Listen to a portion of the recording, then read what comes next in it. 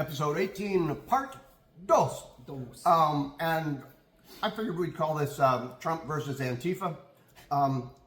The orange asshole is a real person. Antifa is not a real thing. Antifa is simply the idea that fascism is bad. And why you would think that fascism isn't bad is either you don't understand it or you think fascism is good. It's not. Or you think fascism is anything that you don't like that you're being told. Right. Again, like you don't understand it. Like, So hey, you're kind of being racist. Hey, you're a fascist. Because you get it. Right. So there's some general things in terms of like him going after websites or whatever, but the more specific on the ground stuff recently has been Portland and Chicago, where he has called in National Guard from around the country to quell, let's be honest, just non-existent civil threats in order to make himself look good. The ones he's creating. He is creating the threat because he is the threat. I don't know. Anyways. There's so many layers to it.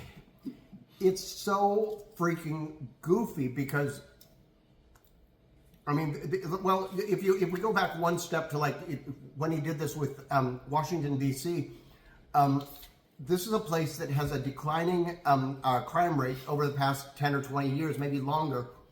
It's a place that told him not to do this, that said we don't need or want additional troops in here. I forget whether it was Portland or Chicago, but one of them, they've started having altercations between the police and ICE. Chicago, yeah. Because whatever bad things you can say about the police, there is sort of a need for them, sort of we get the idea, sort of we can work with them, whatever.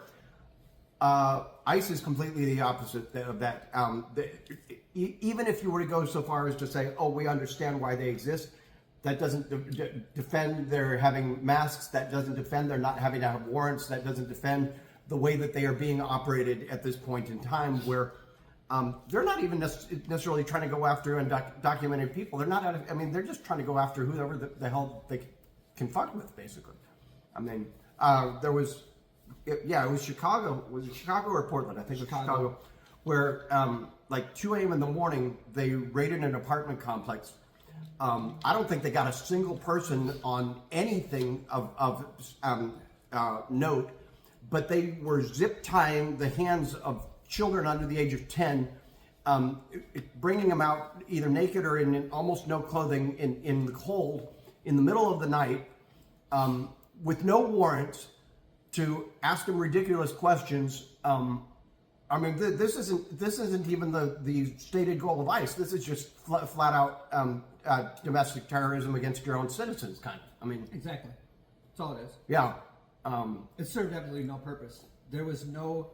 I think they were trying to say, if I remember correctly, that they were trying to infiltrate a gang that was housing themselves in this apartment complex.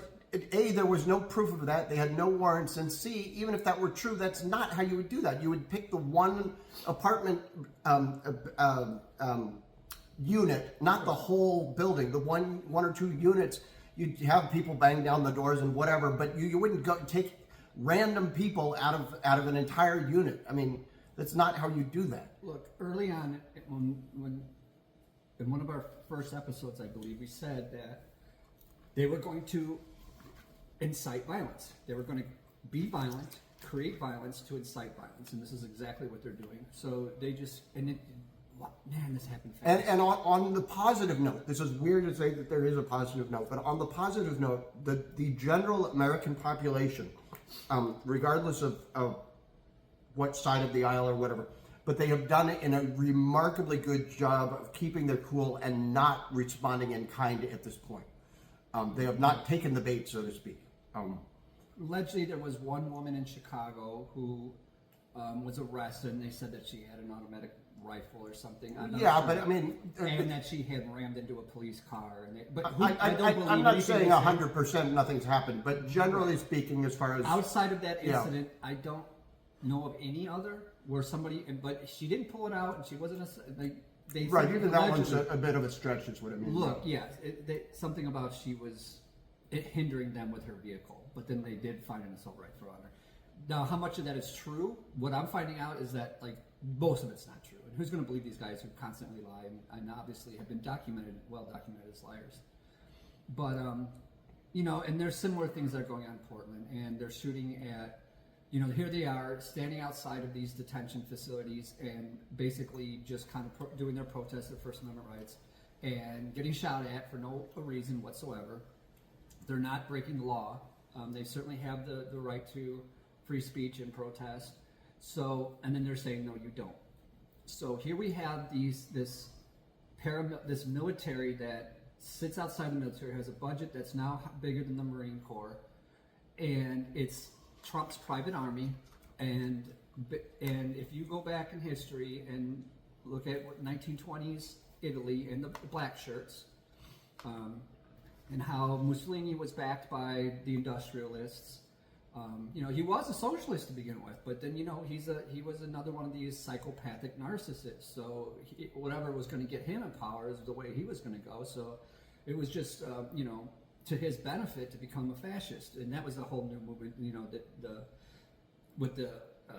all these advancements in technology and stuff. They called him a futurist at first, and then he kind of adopted this fascist thing for some other dude. But then he had his black shirts, and they were the ones who went out and caused all this terror. And then Hitler copied the same thing, and he had his brown shirts early on, which then he took, you know, SS. Turned to the SS. Yep. So these are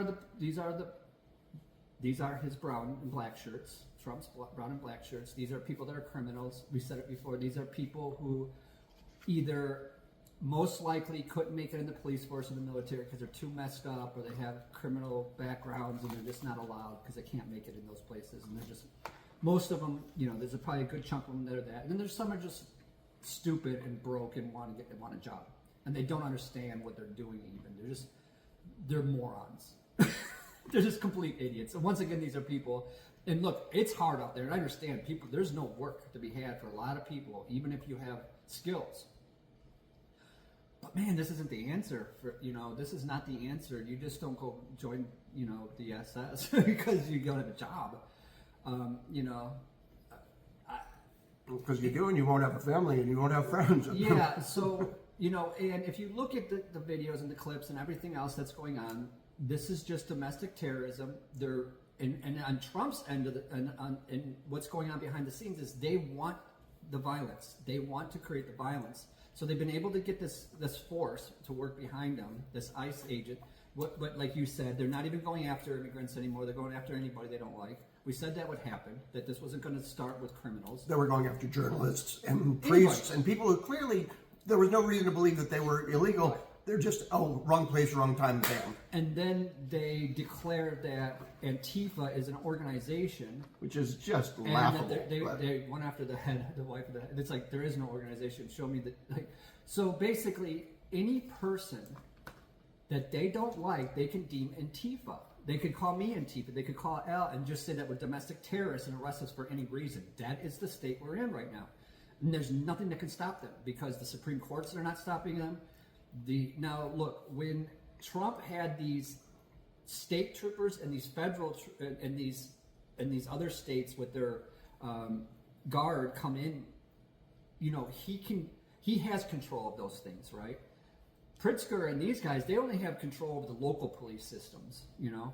So some of these guys are not backing down. They're coming after, and the local police, look, there's probably a good portion of them who are not about any of this shit and want to protect the citizens. However, you know, there's also going to be a faction of these racist bigots inside the police forces, you know.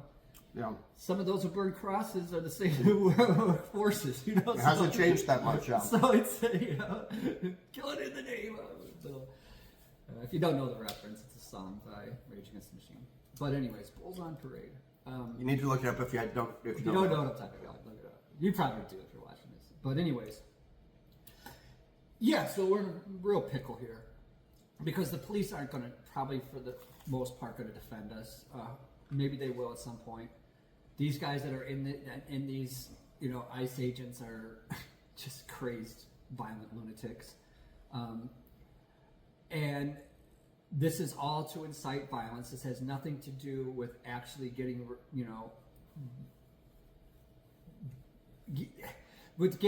look, they just want to have complete control and dominance and an authoritarian regime and to have the last word on everything. Well, and like I said about Austin, and I know it applies to many other cities of similar size, I don't think that they've actually removed a large number of people, but I do believe that they forced a lot of people into hiding. Yeah, and once again, within 8 months, we are at Anne Frank level, terrorism, where people are hiding in attics, and there's probably a kid writing a book right now, is what I heard people on TikTok saying, is like, yeah, that's the stage we made it to within like 9 months or something, right? 8 months. So it came fast, and we said that. We said it. We're like, this is going to come down so ferocious. And you said it too, that, there might not be elections.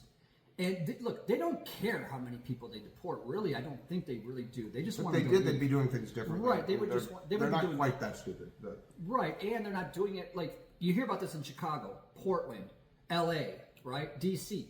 You don't hear about this in Texas. Yes, it's happening, but not like this. They're not terrorizing people like this. Why? Because these are red states. They want to go after these blue states. They want to terrorize. They want to scare you. They want to,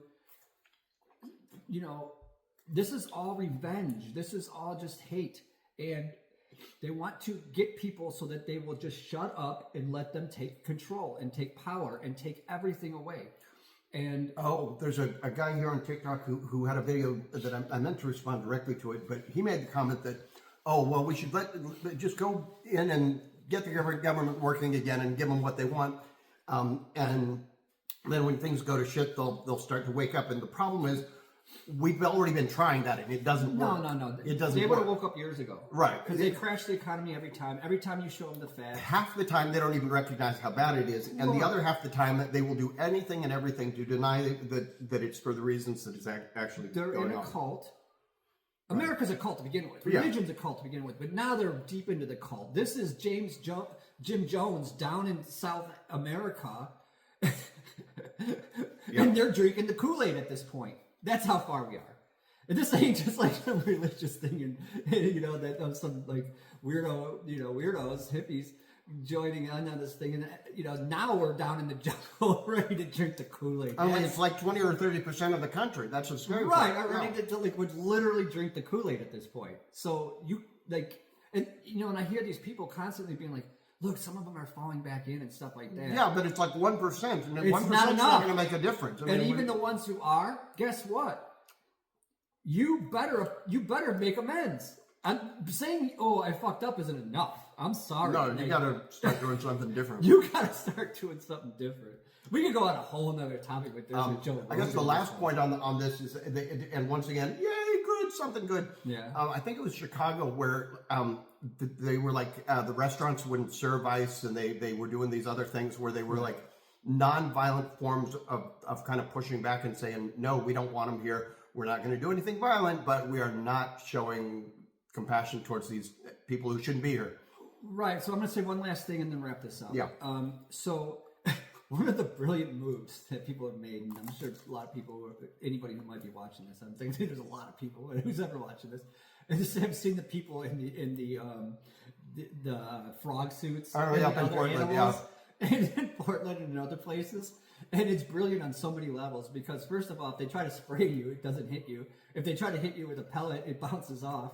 And if they tackle you, then they look like complete idiots. And ideologically, it lines up with the far right as well as the left. So it's a weird symbolism. Well, I don't know if it does. It says it sort of in a way because Yeah. it's kind of a shit post in a way. Yeah. But I don't think it does in any other way whatsoever. Oh, I'm So not saying in any I other wouldn't way, make yeah. that mistake Right. of even making that association because you're going to confuse people. Okay. But I don't make that association at all. But what it does do is, like I said, it's brilliant on the levels of its safety reasons. It's brilliant on the level of they look like fools, and it's brilliant on the level of it shows that we're not violent. Yeah. How could I be violent in this outfit? So I can't wield a knife in this weird suit. I can't wield a gun in so this weird this suit. is really literally what you're attacking. You aren't attacking violent, you don't see leftist rebels dressed up like freaking, emo, like some kind of like Cartoon dinosaur character. or something. Yeah. The Disney cartoon character, Disney animal cartoon. Yeah. It's a Yeah. freaking Teletubby or whatever the fuck these Something things like are. that, yeah. Whatever these things are. So yeah, so it's just I think that was a brilliant move. But yeah, here's these priests, here's these people dressed up as inflatable, animals and caricatures and things like this, and that's who they're truly going after. Just average folks trying to keep and save their democracy and some humanity.